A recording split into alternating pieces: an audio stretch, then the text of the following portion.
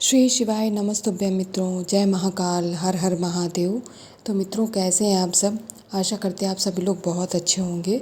मित्रों, हम सबको पता है कि 24 अप्रैल को है वरुथनी एकादशी का बहुत ही प्यारा सा दिन, गुरुवार, और उसके साथ में एकादशी का जो ये अद्भुत संयोग बना है मित्रों, यह आपके लिए बहुत लाभदायक है।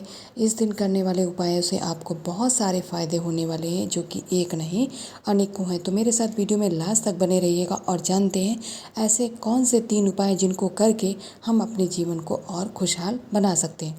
तो चलिए मित्रों, वीडियो करते हैं स्टार्ट और बात करते हैं अपने पहले उपाय की। मित्रों, हमारा जो पहला ही उपाय है वह आपके जीवन में सुख, समृद्धि और खुशहाली को बरकरार रखने वाला उपाय है।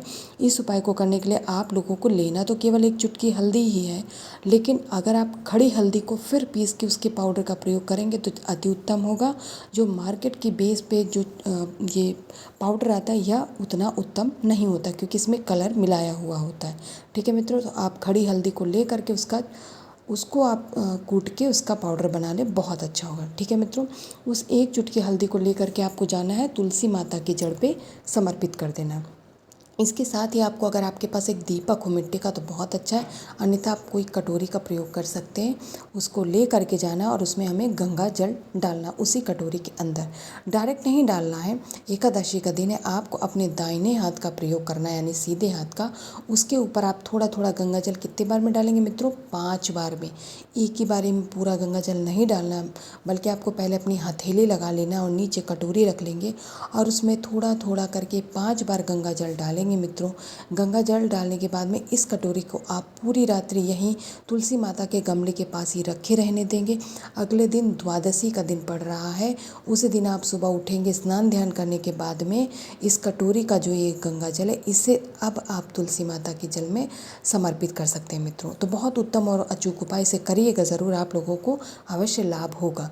तो पहले उपाय की हम लोगों ने बात कर ली मित्रों। अब आगे बढ़ते हैं और बात करते हैं आज के अपने दूसरे उपाय की, जो कि हम इस वरुथनी एकादशी के दिन करेंगे मित्रों। मित्रों, जो हमारा दूसरा उपाय है वह है लड़ाई झगड़ों को घर से समाप्त करने वाला उपाय। वैसे तो एक सिंपल सा तरीका है, आप 9 मुखी रुद्राक्ष रख लीजिए अपने घर में, लड़ाई झगड़े नहीं होंगे। लेकिन इन उपायों के माध्यम से भी आप घर के झगड़ों को दूर कर सकते हैं। इसके लिए आपको हरी वाली दूर्वा लेनी है, गिन करके 7। मैंने हरी वाली दूर्वा इसलिए कहा क्योंकि दूर्वा 2 तरीके की होती है, एक सफ़ेद वाली भी होती है। तो इस उपाय में आपको हरी वाली दूर्वा लेनी है, गिन करके 7। साथ ही में आप लोगों को लेना है लाल चंदन। लाल चंदन यहाँ पर हमें सूखा नहीं लेना, अगर सूखा है तो उसे कुछ बूंदे जल की या फिर गंगा जल के डाल के आप उसका क्या करेंगे मित्रों? पाउडर बना लेंगे। ठीक है मित्रों, इसके बाद में इन दोनों चीज़ों को लेने के साथ ही आपको लेना है तांबे के एक कलश में अपने घर का शुद्ध जल। एकादशी का दिन है, अगर गंगा जल मिल जाए तो बहुत अच्छा होता है। तो जल के अंदर थोड़ी सी बूंदे गंगा जल की डाल लीजिएगा। जरूरी नहीं कि कलश भर के ही हो, थोड़ा सा भी आप डाल लेंगे तो वह भी गंगा जल के समान आपका जो कलश का जल है पवित्र हो जाएगा। इसके बाद इन सभी चीज़ों को लेकर के मित्रों देव आदिदेव महादेव भगवान शंकर की शिवलिंग के पास जाएंगे। चाहे तो आप अपने घर पे भी उपाय कर सकते हैं, आपकी स्वेच्छा पे निर्भर करता है। ठीक है मित्रों, जो लाल चंदन लेकर गए हैं उसको आपको लेपन करना है माता अशोक सुंदरी के स्थान पर। मेरी बात समझ रहे हैं मित्रों? माता अशोक सुंदरी के स्थान पे आप उस लाल चंदन का लेपन करेंगे। इसके बाद में जो अपने 7 दूर्वा लिए हैं उन दूर्वाओं को उसी चंदन के ऊपर आपको समर्पित कर देना है। समर्पित करने के बाद में आपके पास बचता है 1 लोटा जल, है ना मित्रों? तो उस 1 लोटा जल को आपको समर्पित करना है महादेव जी के शिवलिंग के ऊपर।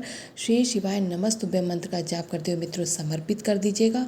यहाँ पर आपको जो भी आपकी इच्छा है, जिस इच्छा से आप यह कर रहे हैं उसका नाम लेने के बाद में जब ये जैसे ही आप जल समर्पित करेंगे, जल बहता बहता हुआ दूर्वा से नीचे गिरने लगेगा। थोड़ी से जल को आप किसी पात्र में रोक करके, अपने हाथ में भी रोक करके, हाथ में रोकेंगे तो बचेगा नहीं, तो आप किसी पात्र में रोक करके उसे अपने घर पे लेके जाना। ठीक है मित्रों, और आपको अपने घर के संपूर्ण कमरों में छिड़काव कर देना, यानी पूरे घर में आपको छिड़काव करना है।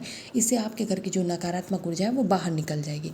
तो यहाँ पर मित्रों हम लोगों ने 2 उपायों की बात कर ली और मैं आशा भी करती हूँ आप लोग समझ गए होंगे। अब बात करते हैं आज के सबसे अंतिम और तीसरे उपाय की। मित्रों, जो हमारा तीसरा और अंतिम उपाय है वह घर आपके इष्ट व्यक्ति के रोगों को दूर करने वाला उपाय है। इस उपाय के लिए वैसे तो हमें आवश्यकता केवल आधे चम्मच घी की है, लेकिन अगर यह गौ माता का दूध से बना हुआ घी है तो बहुत उत्तम होगा आपके इस उपाय के लिए। तो मित्रों आप लोग पूरा प्रयास कीजिएगा कि गौ माता के दूध वाला आपको घी मिल जाए। ठीक है मित्रों, इसके बाद में आपको शहद लेना है। शहद लेने में कोई पाबंदी नहीं, किसी भी ब्रांड का हो, आपके घर का हो, बस शुद्ध होना चाहिए। शुद्ध का मतलब झूठ अनूठा नहीं हो, मतलब अच्छा होना चाहिए, जो कि आप पूजन में प्रयोग कर सकें। ठीक है, तो आपको 1 चम्मच शहद ले लेना है। इसके साथ ही मित्रों आप लेंगे तांबे के कलश में अपने घर का शुद्ध जल।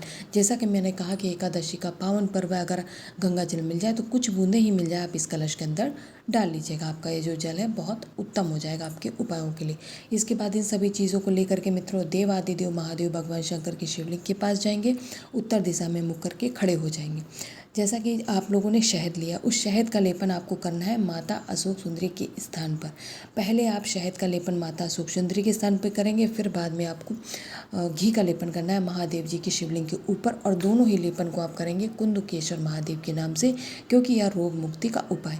इसके बाद में जल चढ़ाने का कुछ क्रम, उसको आपको बहुत ध्यान से समझना है। देखिए, सबसे पहले हम जल चढ़ाएंगे माता अशोक सुंदरी के स्थान पर श्री शिवाय नमस्तुभ्य मंत्र का जाप करते हुए। आप लोगों को एक विशेष बात ध्यान में रखनी कि जब आप यह जल समर्पित करेंगे, उस जल की धार टूटनी नहीं चाहिए।